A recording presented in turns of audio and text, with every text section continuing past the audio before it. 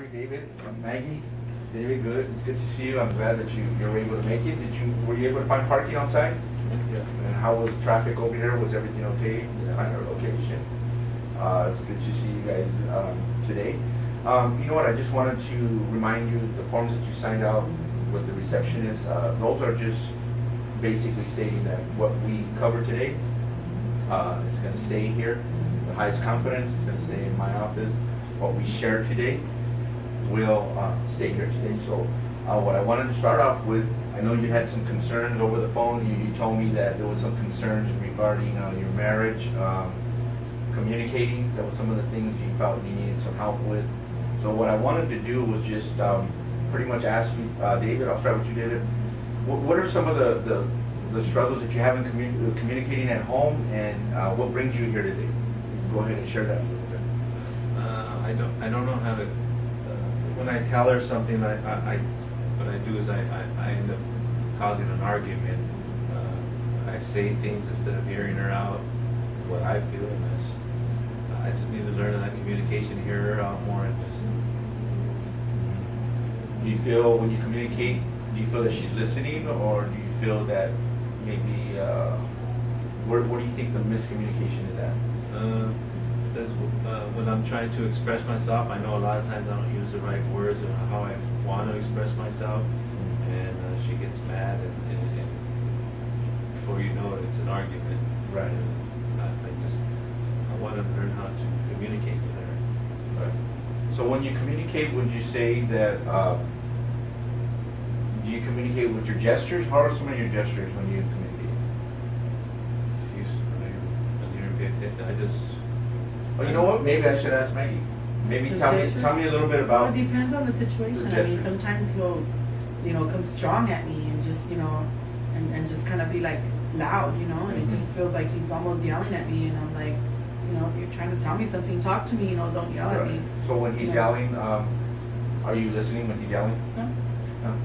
To be honest, I don't. I kind of just, okay, whatever, and just let him yell, and that's it. I mean, but when I talk to him, like, a lot of times I kind of just I want him to hear me, and he doesn't listen to me, or acknowledges me, but answers me and kind of throws me off, like, to the left field, Right. And I just feel like, forget it, I don't want to talk to you. And then when he's yelling at me, I'll just, like, let him yell. Like, I put a wall in front of us, and just, like, allow him to continue to yell. Okay. What I'm going to do is go back up a little bit. I just wanted to ask you, how long have you been married?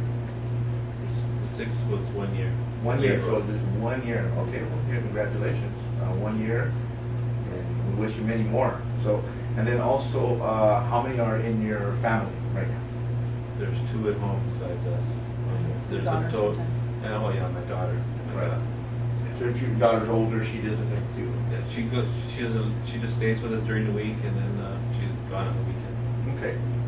And how old is your daughter? 25. She's 25. So you've been married for 1 year. So you're a blended family. Yes. You're a blended family, and how old are your children? Yes, I have my 19-year-old left the house last year, and then I have a 17-year-old son, and I have a 12-year-old daughter. Okay. And then I think it's been a month already.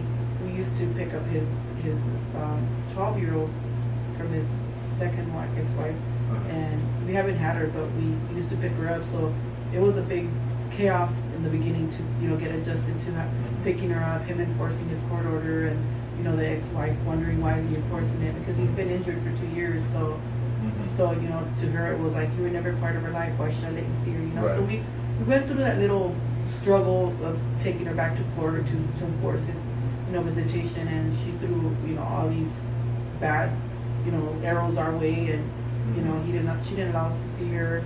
In the beginning she did, but after when she found out that we were engaged, she kind of made it she made it hectic for us. Okay. So you have the kids. There's some that would be off and on. So total, how many kids is there involved? 2. Oh, the total. There's We have 6. There's 6. But 3 and 3. You're 3. Yeah. Brady Bunch. Brady Bunch. Okay. You're 3. And we only have one son. Middle of Okay. the Brady Bunch. All right. So let me just ask a couple more questions. How did you guys meet? I want to kind of go back there a little bit. We met in a bar. Okay. Yeah. All right. So you met there, and you got together, and you married.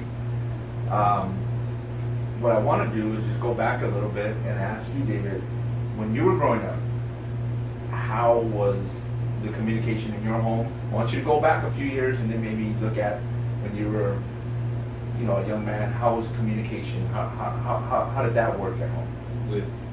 With me and my parents, or you and your parents who raised you? How was the communication? Oh, my mom and my stepfather. Okay. Yeah. So mom and stepfather raised you, and how did you hear them communicate to each other and maybe to you? Maybe you can just kind of share a little bit on that. Well, I mean, there was always strict discipline in the house, and it was not a healthy. My stepfather was an alcoholic. So there was alcohol involved. He was very verbally abusive to my mom. To your mom, and what about to the kids? To you guys? Yeah, we used to get it too. Right. Yeah, there was some.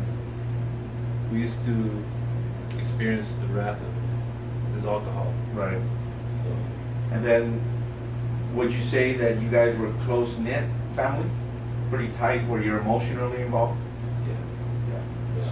So basically, if he was upset at your mom, then the whole family pretty much paid the price for it. Would you say? Yeah. Would you all walk on eggshells a little bit? Yeah, everybody. Everybody. So you were pretty much emotionally attached Yeah. in your family. Okay. Now, as far as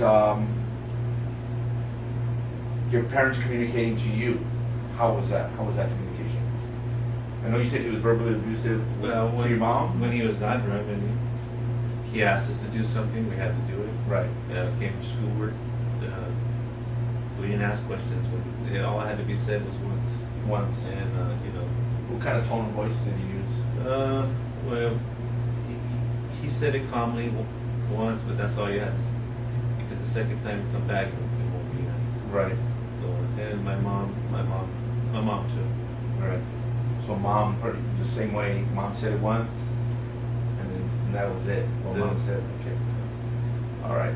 And then, what were some of the good times at home? What did you see at home?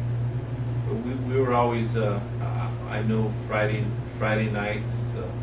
We would go to Shakey's every Friday night. Go eat pizza And and it was a Friday night ritual for my mom and right. everybody. So and it was good. You know, we did a lot of stuff. We did a lot of camping. We did a lot of stuff. Mhm. You know, we travel a lot. So Right. Okay.